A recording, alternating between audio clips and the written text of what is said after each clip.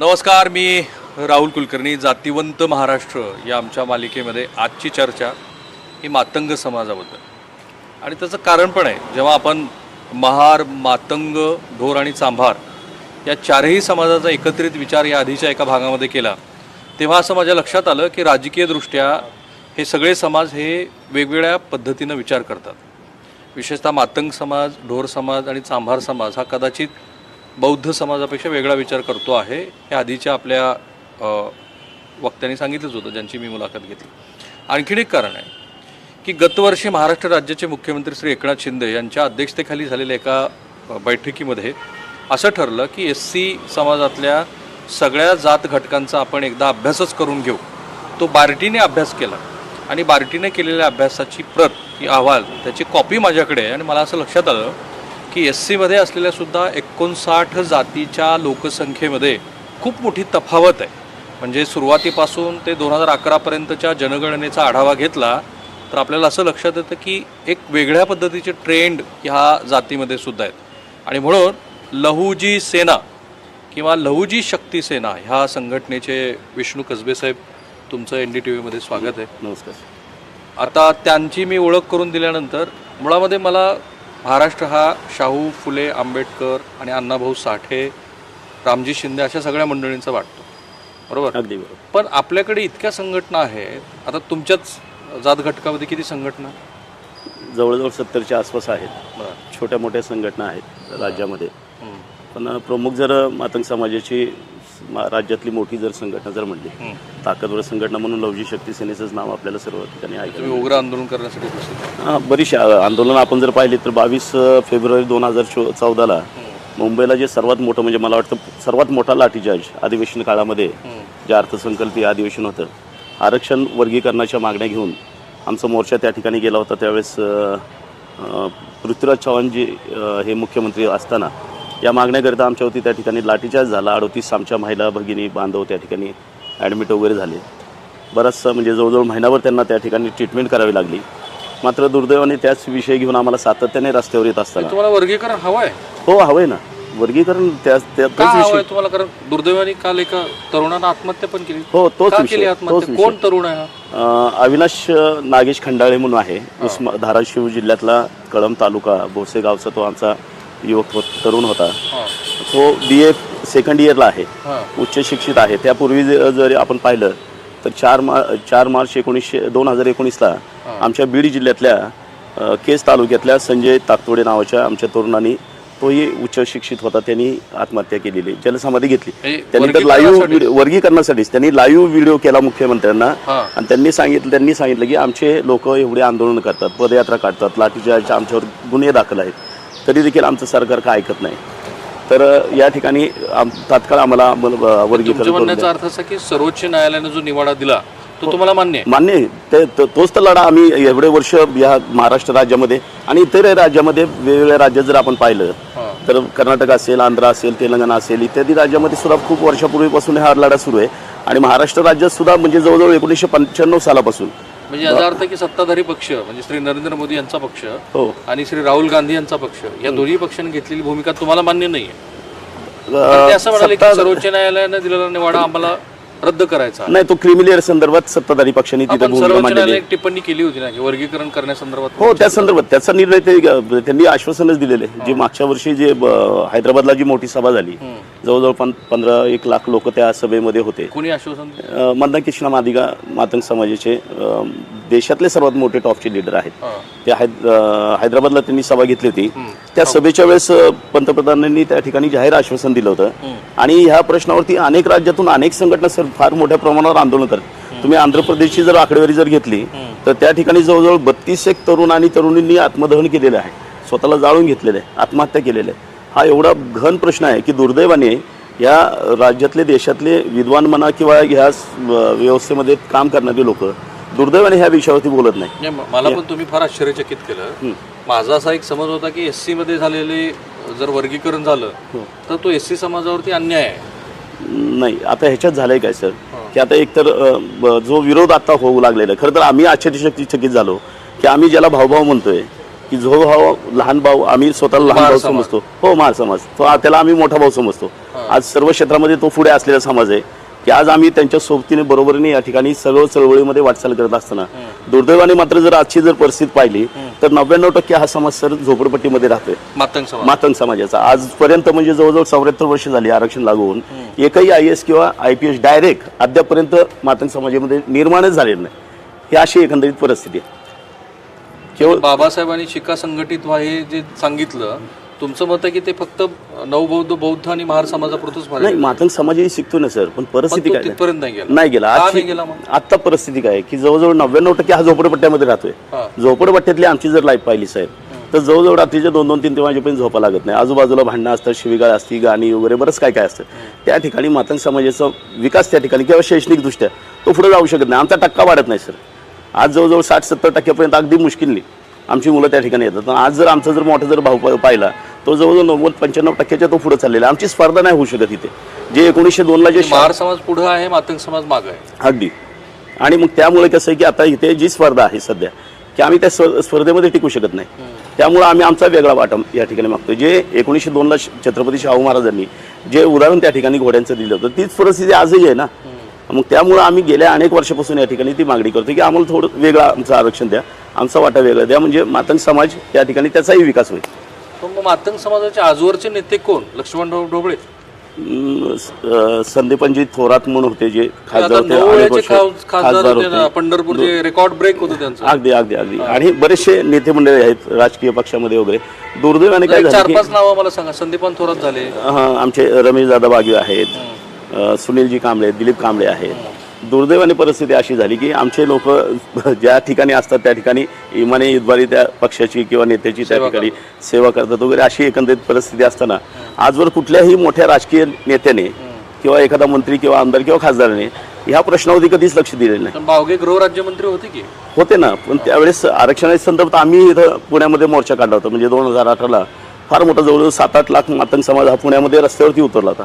तो मोर्चा फार मोठा मोर्चा झाला. मात्र सामाजिक ज्या संघटना आहेत मुळात लवजी शक्ती सेनेचा जन्मच या आरक्षणाच्या वर्गीकरणाच्या विषयावरती झाला. आणि हा कधी संघटना अस्तित्वात आली? ही 2003ला अस्तित्वात आली. 2003 म्हणजे जवळपास 2003 ते 21 वर्ष झाली. 21 वर्ष याच मुद्द्यावरती मी स्वतः महानगरपालिकेमध्ये सेवेमध्ये होतो. 2013ला मी VRS घेतली, राजीनामा दिला, पूर्ण वेळ आता या विषयासाठी मी वाहून घेतले. आणि नोकरी सोडताना शपथ घेतली की मध्यपर्यंत आमदारकी, खासदारकी, महामंडळ, अगदी पोलीस स्टेशनची कमिटीही घ्यायची नाही. जे काय करायचं आहे ते समाजासाठी करायचं, कारण एवढा उपेक्षित राहिलेला हा समाज आहे. प्रचंड योगदान त्याचं ह्या स्वातंत्र्य लढ्यासाठी, प्रचंड त्याग त्याचा प्रत्येक गावागावासाठी त्यांनी त्या ठिकाणी त्याग केलेला आहे. मात्र दुर्दैवाने आज जर त्याची परिस्थिती पाहिली तर अत्यंत बिकट अवस्थेमध्ये हा असलेला समाज आहे. दुर्दैवाने त्याच्याबद्दल बोलायला इथं कोणी नाही. जो तो बोलतोय तो राजकीय स्वार्थापोटी या ठिकाणी बोलत असताना दुर्दैवाने त्यासाठी मग आमच्यासारख्याला नोकरी सोडून परिस्थिती नसताना या क्षेत्रामध्ये यावं लागलं. पण हे असं होण्याचं एक कारण असंही असू शकेल की तुमचा समाज हा विखुरलेला आहे, राजकीय दृष्ट्या त्याची ताकद एवढी नाही आहे. आता 2011ची जनगणना काय सांगते? 2011ला मातंग समाजाची जी जनगणना झाली सेन्सस ते 24,87,000च्या जवळपास आमचा समाज दाखवलेला आहे. क्रमांक 2ला आम्ही दाखवलेले. मात्र एकंदरीत जर परिस्थिती पाहिली तर हा मातंग समाजाची जर आपण 61 पासूनची जी आता आकडेवारी बार्टीने प्रकाशित केली ही जर पाहिली तर मातंग समाजाचा जो ग्रोथ रेट आहे तो जर पाहिला तर तो अमेरिकेच्या बरोबरीने, म्हणजे हा एवढा शैक्षणिकदृष्ट्या मागास असलेला समाज मात्र त्याचा ग्रोथ रेट अमेरिकेच्या तुलनेमध्ये ठेवलेला आहे की ज्यावेळेस आमची संख्या घटत चाललेली आहे. आज आम्ही 19% आलोय. म्हणजे जो 32% 1961ला होता तो 19.6ला आज आलेला आहे. म्हणजे ही परिस्थिती काय तर इथं आमच्याकडं मुलं एक कुटुंब जर पाहिले तर एकेका कुटुंबामध्ये 4-4, 5-5 मुलं. बरं मी स्वतः 3 वेळा सेन्सस केलेत, मी त्यावर जास्त भाष्य करणार नाही कारण ते सेन्ससच एकंदरीत जर पाहिलं मातंग समाजाचं आणि एकंदरीत जर दलित समाजाचं तर हे ह्याच्यावरती माझा विश्वास नाही. मी स्वतः प्रतिनिधी म्हणून काम केलंय. तुमचं काय आकलन आहे? 19.2% नाही. आमची संख्या बौद्ध समाजाच्या बरोबरीने आमची लोकसंख्या असायला हवी. महार समाज आणि बौद्ध मातंग समाज इक्वलंट आहे. कारण 61ला जी जनगणना झाली 56ला धर्मांतर झालं, काही लोक आमच्याही धर्मांतरित झाले. मात्र 61ला जर आपण जर पाहिलं ती जनगणनेमध्ये आम्ही बरोबर राहिलेलं आहे. काही 0.75 वगैरे अशा पद्धतीने इथं थोडासा फरक आहे. तिथे जास्त तेव्हा 61ला. आणि त्याच्यानंतरची जर आपण जर 71ची जर आकडेवारी जर बघितली त्यात 91ची तर ते एवढं जम्पिंग त्यांची लोकसंख्या वाढली ना आम्ही खूप बॅकला आलो टक्केवारी. काय आता त्याच्यावरती मला जाहीर असं भाष्य करता येणार नाही. त्याचं कारण आहे की आपल्या जातीवंत महाराष्ट्राची जी मालिका सुरू आहे त्यात मुळात राजकीय ह्या सदस्यांचं राजकीय अस्तित्व लोकसंख्येच्या आधारावरती किती आहे, तो किती इन्फ्लुएन्शियल घटक आहे हे बघायचं. बरोबर. त्यामुळे तुम्हाला अगदी काही स्पष्टपणे सांगायचं असेल तर सांगा की या कारणामुळे एकंदरीत जनगणना होत असताना की त्या ठिकाणी माहिती विचारत असताना किंवा ती नोंद होत असताना मला वाटते तिथे, आता मी इथं नाव घेत नाही, पण एक आत्ता रिसेंटली जो आमचा आमदार आहे त्याची जात महार आहे साहेब. 4 मांगाचे आमदार आहेत, त्यातला एक आमदार त्याची जात महार लागलेली आहे. 4 आमदार हे मातंग समाज, त्यापैकी एक जण महार समाजाचा आहे. 4ही मांगाचे आहेत, पण त्याची जात जी लागली चुकून ती महार म्हणून नाही आत्ताच सुद्धा. ठीक आहे, त्यांची नावं नाही घ्यायची, पण हे 4 आमदार कोण आहेत त्यांची नावं नाहीत घेत, म्हणजे त्यातला कोण ठीक आहे. आता त्यातले जे आमदार आहेत, आता आमचे राजू आवळे म्हणून इचलकरंजीचे आमदार आहेत. ते कुठल्या पक्षाचे? ते राष्ट्रवादीचे आहे. राजू आवळे. सुनील कांबळे हे बीजेपीचे आहेत. जितेश अंतपुरकर हे काँग्रेस पक्षामध्ये आहेतच अजून, नांदेड जिल्हा देगलूर तालुक्यामध्ये.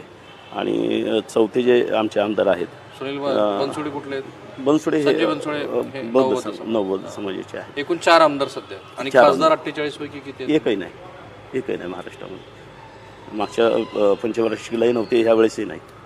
आणि मग आपण भू राजकीय स्थिती जर बघितली तर साधारणपणे एससी समाजाचं प्राबल्य हे विदर्भात अधिक आहे असं मानतो. हो. त्या मतदारसंघात काय चित्र आहे, पश्चिम महाराष्ट्रात काय चित्र आहे? 288 पैकी किती मतदारसंघात मातंग समाजाचं अस्तित्व दिसतं? एकूण जर पाहिलं तर आता ह्याच्यामध्ये विदर्भामधले जर आपण पाहिलं तर विदर्भामध्ये अमरावती जिल्ह्यामध्ये दर्यापूर मतदारसंघ आहे. तिथं मातंग समाजाची लोकसंख्या मतदारसंख्या सुद्धा 1 नंबरला आहे. दुसरा मतदारसंघ अकोल्यामधला मूर्तिजापूर आहे, त्या ठिकाणी देखील मातंग समाजाची लोकसंख्या जास्त आहे. आपण नागपूरचं जर बघितलं तर उमरेड हा मतदारसंघामध्ये सुद्धा मातंग समाजाची संख्या जास्त आहे. आपण मराठवाड्यात जर आलात तर बदनापूरचा घ्या. चंद्रपूरमध्ये काय परिस्थिती आहे? चंद्रपूरला तिथे एससीचा राखीव नाहीये. नाही, पण आपली मतदारसंख्या आहे ना, चंद्रपूरला आहे. आता तिथे चंद्रपूरला अशी परिस्थिती आहे की तिथे तेलुगू भाषिक मांग तो एक तिथं आहे आणि मराठी भाषिक मांग म्हणजे मातंग समाजाला तेलुगू भाषेमध्ये मादिगा म्हणतात, तर तो समाज पण त्या ठिकाणी आहे. मातंग समाज देखील आहे. दोन्ही मिळून ह्या समाजाची संख्या क्रमांक 1ला तिथे असेल चंद्रपूरला पण. बऱ्याचशा म्हणजे एकंदरीत लोकसंख्या जर बघितली विदर्भामध्ये सुद्धा आम्ही ठीक आहे, बौद्ध समाज थोडाफार प्रमाणात जास्त असेल, मात्र मातंग समाजाची संख्या सुद्धा त्या ठिकाणी उल्लेखनीय असेल. नागपूरलाही बऱ्यापैकी संख्या आहे मातंग समाजाची. भंडारा गोंदिया त्या भागातही सगळ्या भागात. मी आता म्हणजे लवजी शक्ती सेनेचं 7 राज्यात काम आहे. प्रत्येक राज्यामध्ये 7 राज्यामध्ये काम आहे आणि महाराष्ट्र राज्यातले त्यातली त्यात विदर्भामध्ये फार मोठी ताकद आहे. आता जो मागच्या 13 डिसेंबरला जो लवजी शक्ती सेनेचा आरक्षण वर्गीकरणाचा जो मोर्चा झाला, माझी पदयात्रा झाली ती पुणे ते नागपूर, अशा मी 5 पदयात्रा काढल्या. त्यातली आत्ता जी 13 डिसेंबरला झाली त्याच्यामध्ये जवळजवळ 3,64,000 हा गव्हर्नमेंटचा आकडा आहे की 3,64,000 त्या मोर्चामध्ये संपूर्ण नागपूरमध्ये हा मोर्चा जो अधिवेशन झालं त्या अधिवेशनामध्ये सगळ्यात जास्त मोठा मोर्चा म्हणून लवजी शक्ती सेनेचा मोर्चा त्या ठिकाणी नोंद झाला. आणि पश्चिम विदर्भात काय चित्र दिसतं? बुलढाणा, अमरावती त्या भागातही आहे ना. आमचा आता मेहकर मतदारसंघ तिथे आमची संख्या चांगली आहे. बुलढाण्यामध्ये आमची संख्या जास्त आहे. अलीकडे आपण आलात तर मराठवाड्यात काय चित्र दिसतं? मराठवाड्यात जालनामध्ये आहे. आपल्या उस्मानाबादल्या कुठल्या मतदारसंघामध्ये? बदनापूरला आमची संख्या जास्त आहे. काही ओपनच्याही मतदारसंघामध्ये मातंग समाजाची संख्या, इतरही मतदारसंघ. मात्र प्रामुख्याने जर बघितलं तर जवळजवळ 29 मतदारसंघापैकी जवळजवळ 12-13 मतदारसंघात मातंग समाजाची लोकसंख्या सुद्धा मतदारसंख्या क्रमांक 1ला आहे. 29 मतदारसंघ महाराष्ट्रात 288 पैकी 29 मतदारसंघाचं अस्तित्व आणि त्यात 12 मतदारसंघात क्रमांक 1ची संख्या आमची आहे. अरे वा, ते 12 मतदारसंघ तुम्हाला आठवतात का? हो. आता पुण्यातला जर घेतला आपण कॅन्टोन्मेंट मतदारसंघ आहे. आपण फलटणला जरी फलटणमध्ये माळशिरसचा एक आहे सोलापूरचा. साताऱ्यामधला फलटणचा एक मतदारसंघ आहे. आपण मराठवाड्यात गेलो की जालन्यामध्ये आपला बदनापूर आहे. त्याच्यानंतर उस्मानाबादमध्येच आपल्या धाराशिवमध्ये उमरगा मतदारसंघात आमची लोकसंख्या क्रमांक 1ला आहे. तिथून पुढे आपण लातूर जिल्ह्यामध्ये गेलो की त्या ठिकाणी उदगीर मतदारसंघ आहे. तिथंही क्रमांक 1ची लोकसंख्या मातंग समाजाची आहे. तिथून पुढे आपण विदर्भात जर गेलो तर विदर्भामध्ये बुलढाण्यामध्ये मेहकरमध्ये क्रमांक 1ला मातंग समाज आहे. वाशिम मतदारसंघात सुद्धा तिथे क्रमांक 1ला मातंग समाज आहे. त्याच्या पुढे आपण गेलो अकोल्यामध्ये, तिथं मूर्तिजापूरमध्ये क्रमांक 1ची लोकसंख्या मातंग समाजाची. अमरावतीला गेलो की तिथं दर्यापूरमध्ये आहे. रामटेकला आहे, म्हणजे रामटेक ह्याच्यामध्ये आपण उमरेड जो मतदारसंघ आहे त्या ठिकाणी सुद्धा मातंग समाजाची संख्या जास्त आहे. अशा जवळजवळ 12 मतदारसंघामध्ये मातंग समाजाची संख्या आहे. त्यात क्रमांक 1ला. आपण इचलकरंजीला गेलो कोल्हापूरकडे तर त्या ठिकाणी सुद्धा मातंग समाजाची लोकसंख्या मतदारसंख्या 1 क्रमांकाला आहे. ओके. मग आता हा मध्य महाराष्ट्राचा जो मराठवाडा, बरं मुंबईचे चित्र काय? आपण नांदेडला गेलो तिथे आता देगलूर बिलोली मतदारसंघ तिथे सुद्धा क्रमांक 1ला मातंग समाज आहे. मुंबईमध्ये सुद्धा आहे, मात्र त्या ठिकाणी 1-2 मतदारसंघामध्येच फक्त मातंग समाजी लोकसंख्या आपल्याला. एक आपला कल्याणचा, त्या ठिकाणी एक मातंग समाजाची संख्या आहे बऱ्यापैकी. असे 2च त्या ठिकाणी मतदारसंघ आहेत. आणि पश्चिम महाराष्ट्रात काय चित्र आहे? पश्चिम महाराष्ट्रामध्ये संख्या मातंग समाजाची आहे. कोणत्या जिल्ह्यात तुम्हाला जास्त संख्या दिसते? पुणे जिल्ह्यात तर बालेकिल्लाच आहे मातंग समाजाचा. पुणे जिल्हा म्हणजे सर्वात जास्त लोकसंख्या सुद्धा मतदारसंख्या पुणे जिल्ह्यामध्ये आहे. त्याबरोबर आपला सातारा, सांगली, कोल्हापूर या पश्चिम महाराष्ट्र आणि सोलापूरलाही आमची संख्या फार मोठ्या प्रमाणात. मोहोळ मतदारसंघ आपल्याला माहिती असेल, मोहोळमध्ये सुद्धा मातंग समाजाची संख्या जास्त. रमेश कदम तिथे, रमेश कदम होते पूर्वी, आता त्या ठिकाणी माने म्हणून आहेत तिथे. बऱ्यापैकी संख्या त्या ठिकाणी. मला एक कळत नाही की जर हा समाज, कारण साधारणपणे एक गठ्ठा पद्धतीने मतदान करणारा समाज कुठले असतील तर साधारण एससी एकत्रितपणे मतदान करतात. मुस्लिमांचं मतदान आपण मानतो की ते एकत्रित. सर आता हेच थोडासा हा भ्रम म्हणावा लागेल. मला ते जाणवलं मागच्या डिबेटमध्ये. एकंदरीत जर पाहिलं ना तर प्रत्येक जाती ज्या आहेत एससीतल्या ह्या सगळ्या एक जिन्सी एका पद्धतीच्या नाहीत. म्हणजे ह्याच्यामध्ये नाही, तशा एका विचाराच्या नाहीत. प्रत्येकाचे विचार आचार सर्व काही ह्याच्यामध्ये वेगवेगळं आहे. त्यातली त्यात मातंग समाज म्हटलं तर टोटली ह्या सर्व इतर जातींपेक्षा हा वेगळा आहे. चर्मकार समाज हा वेगळा आहे, ढोर समाज वेगळा आहे, बौद्ध समाज बांधव, हे प्रत्येकजण वेगवेगळी त्यांची संस्कृती, आचार विचार सुद्धा यांचे वेगळे, प्रश्न सुद्धा यांचे वेगळे. पण मग मातंग समाज प्रकाश आंबेडकर साहेबांच्या बरोबर जातो का? काही प्रमाणामध्ये जातो, म्हणजे सर्व नाही जात. नाही, पूर्ण नाही जात, पूर्ण जात नाही. कारण दुर्दैवाने काय झालं बरं का, एकंदरीत जर पाहिले तर सगळ्यात महत्त्वाचा जो ज्वलंत विषय मातंग समाजाच्या बाबतीतला तो म्हणजे आरक्षणाचा विषय, की आम्हाला आमचा वाटच मिळत नाही. म्हणजे आम्ही मायनसमध्ये देखील या ठिकाणी आम्हाला लाभ मिळत नाही.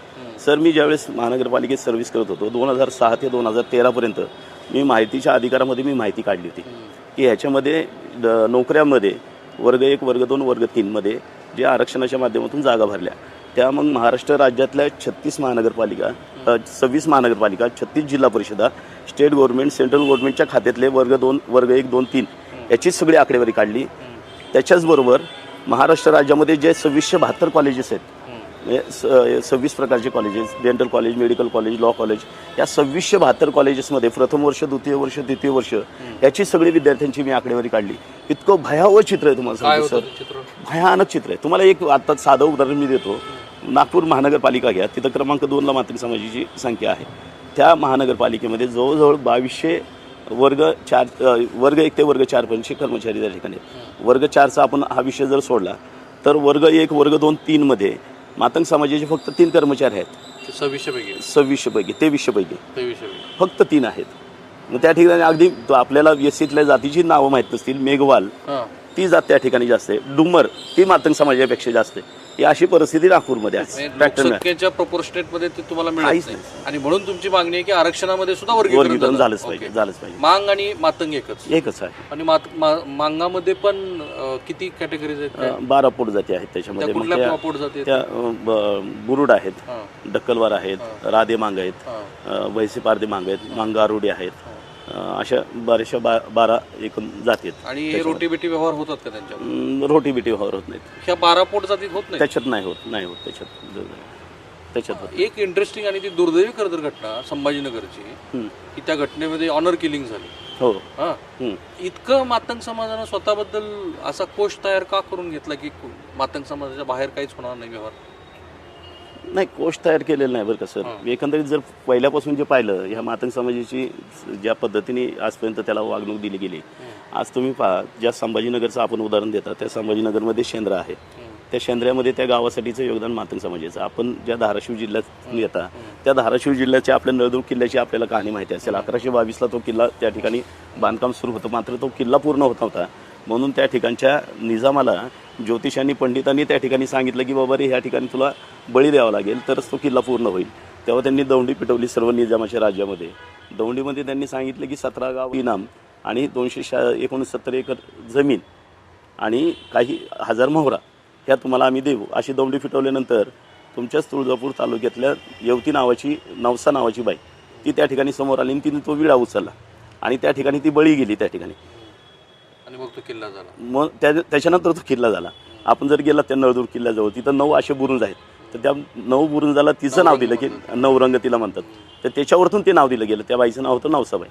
म्हणजे एवढं योगदान प्रत्येक गावागावासाठी जर बघितलं आपण, आता वाटेगावचं जर उदाहरण घेतलं, जे जे होते त्यांचे वडील राणोजी मांग, त्यांनी गावासाठी बलिदान दिलेले सर. ते गावातून जे जोगणी त्यांनी आणल्या. पण मग मांग समाज राजकीय दृष्ट्या हे हिंदुत्ववादी विचार करणाऱ्या पक्षाला दूर ठेवत नाही.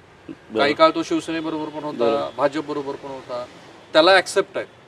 बरोबर ना. त्याला नाही वाटत की घटनेत बदल केला जातो आहे किंवा असं काही नाही वाटत. नाही, एकंदरीत जर पाहिलं ना तर ते सध्याच्या परिस्थितीमध्ये ना की एकंदरीत सर्वच पक्षांनी मातंग समाजाला वापरून घेतलेले आहे. कालपर्यंतची जर परिस्थिती पाहिली आपण 14 पर्यंत किंवा 19 पर्यंतची, तर तोपर्यंत मातंग समाज हा अगदी इमाने ईदद्वारे काँग्रेसला त्या ठिकाणी बाईचा पक्ष म्हणून त्या ठिकाणी मतदान करत आलेला आहे, इंद्राबाईचा पक्ष म्हणून.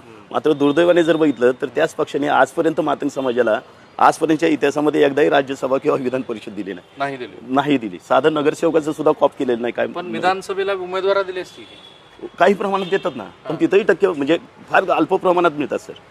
अगदी बॉटरमध्ये इतक्या लोकांना म्हणजे असं काही करतं का, शिवसेना असं करते का? नाही, एकंदरीत जर पाहिलं ना तर म्हणजे आम्ही आता भाजपसोबत युतीमध्ये आहोत म्हणून नाही, मात्र एकंदरीत जर पाहिलं तर आजवरचे जेवढे काही प्रश्न आम्ही घेऊन सातत्याने लढा देत होतो, जेवढं आम्ही ह्या काँग्रेसच्या कालावधीमध्ये जेवढे आंदोलन केले तेवढे ह्यांच्याही काळामध्ये केले. मात्र सुदैवाने ह्या सरकारने का होईना आमचे या ठिकाणी प्रश्न या ठिकाणी तडीस लावलेत. त्यातले त्यात मग जे आमचा संगमवाडीचा आद्य क्रांतिगुरू लवजी वत्स साळवे यांच्या समाधीचा विषय होता, तो त्यांनी तडीस लावला. त्या ठिकाणी काम सुरू आहे. आता आपण साहित्यरत्न अण्णाभाऊ साठे यांचं वाटेगावचं स्मारक घ्या, तिथं त्यांनी तरतूद केलेली आहे. मुंबईच्या चिराग नगरची त्या ठिकाणी तरतूद केलेली आहे. आणि सगळ्यात महत्त्वाचा जो विषय होता की बार्टीच्या धर्तीवर आम्हाला त्या ठिकाणी शिक्षणातली सर आपण आकडेवारी पहा की इतकं दयनीय अवस्था आहे की तिथं म्हणजे 100मध्ये एक सुद्धा मातंग समाजाचा बसत नाही, अशी दयनीय अवस्था. मला असं लक्षात येतं आहे की विधानसभेला लोकसभेसारखं चित्र राहण्याची शक्यता फार कमी आहे. म्हणजे मातंग समाज हा कदाचित महायुतीच्या उमेदवारालाही जाऊ शकतो, पूर्णतः राहू शकेल. कारण आता जवळजवळ त्यांनी बरेचसे प्रश्न मार्गी लावलेत. समाजाची मानसिकता ती झालेली आहे. अर्थात ते महायुतीमध्ये सहभागी घटक असल्यामुळे तसं ते बोलत असतील असं प्रेक्षकांना वाटू शकतं. नाही तर तुम्ही तुमची मतं ह्या व्हिडिओच्या कमेंट बॉक्समध्ये टाका. बघा, असं आहे की त्या समाजातला महत्त्वाचा नेता किंवा अभ्यासक, त्याला घेऊन आपण ही जातीवंत महाराष्ट्राची चर्चा करतोय. कारण दुर्दैवानं महाराष्ट्रामध्ये जाती अस्मिता अधिक टोकदार झाल्या. मी त्याला अशा अर्थाने बघतो की एक वेगळी आयडेंटिटी प्रत्येक जात घटक शोधतो आहे. उत्तर प्रदेशमध्ये ते यापूर्वीच झालेलं आहे, ते बिहारमध्ये झालेलं आहे, राजस्थानमध्ये झालेलं आहे. महाराष्ट्रात कदाचित ही प्रक्रिया आता उशिरानं सुरू झालेली आहे. ते तर म्हणतात की 2003 पासून ते वेगळ्या आरक्षणाच्या मुद्द्यावरती महाराष्ट्रभर वेगळे प्रश्न घेऊन मोर्चे घेऊन आंदोलन करतच होते. आत्ता तो सुप्रीम कोर्टाच्या निकालानंतर आणि त्यातल्या क्रिमिलेअरच्या घटकाच्या मुद्द्यानंतर पुन्हा एकदा चर्चेत आला. तुमच्या मताप्रमाणे विधानसभेला महायुतीला मतदान जाऊ शकतं, जे की महाविकास आघाडीला? निश्चित. कारण आता देवेंद्रजी फडणवीस साहेब आणि मुख्यमंत्र्यांनी देखील ते आम्हाला आश्वासन दिलेलं आहे की आता लवकरच ते निवृत्त न्यायमूर्तीच्या अध्यक्षतेखाली आयोग नेमत आहेत. त्याचा अहवाल आल्याबरोबर आम्ही तात्काळ ते लागू करू असं म्हणून त्यांनी सांगितलं. आता कालावधी सुद्धा कमी आहे, मात्र निश्चित आमची अपेक्षा आहे आणि एक आशा आहे की त्यांनी अद्यापर्यंत अनेक प्रश्न आमचे जे अद्यापर्यंत कोणी सोडवले नव्हते ते ह्यांनी सोडवलेत. त्यामुळे निश्चित ती आशा आहे की संघटनेला काही उमेदवार देणार आहेत का? नाही, आम्ही एकतर बरं का सर, म्हणजे प्युअरली मी तुम्हाला जे मगाशी सांगितलं की मला राजकारण करायचं नाही, संघटनेच्या संदर्भामध्ये चर्चा झालेली आहे की काही विधानसभेच्या जागा त्या देणार आहेत, महामंडळी देण्याच्या ह्याच्यामध्ये आहेत. ते तशी पक्षाच्या अध्यक्षांबरोबर वगैरे चर्चा झालेली आहेत. मागच्या वेळेस लोकसभेच्या वेळेस आम्ही त्यांना म्हणजे कुठल्याही तुमच्या पक्षातला का असं ना, पण मातंग समाजाला उमेदवारी द्या अशा प्रकारची त्यांना विनंती केली होती. मात्र दुर्दैवाने त्यांना ती उमेदवारी दिली नाही. मात्र विधानसभेला आम्ही स्वतः आता या ठिकाणी त्यांना आग्रह केला आहे की आम्हालाही तुम्ही उमेदवारी देण्याची त्यांनी तयारी दर्शवलेली आहे. धन्यवाद, तुमचं खूप खूप आभारी आहे. कमी नोटीसवरती कमी वेळ देऊन तुम्हाला आपले खूप खूप NDTV आणि राहुलजींचं विशेष करून मी आभार या ठिकाणी यासाठी व्यक्त करेल की पहिल्यांदा इतिहासामध्ये ह्या स्वातंत्र्य भारताच्या की पहिल्यांदा ह्या उपेक्षित शोषित पीडित मातंग समाजावरती एवढा वेळाची जास्त वेळची डिबेट आपण घडवून आणली. आणि त्याबद्दल आपले मातंग समाजाबद्दलचाच मुद्दा नाहीये, तर महाराष्ट्रातला प्रत्येक छोटा मोठा जात घटक, मराठा समाजाचे सुद्धा आम्ही वेगळे भाग केलेले आहेत. मराठा समाज मराठवाड्यात कसा रिॲक्ट करेल, पश्चिम महाराष्ट्रामध्ये तो कसा रिॲक्ट करेल, पूर्ण महाराष्ट्रभर कसा करेल हे आम्ही बघूच.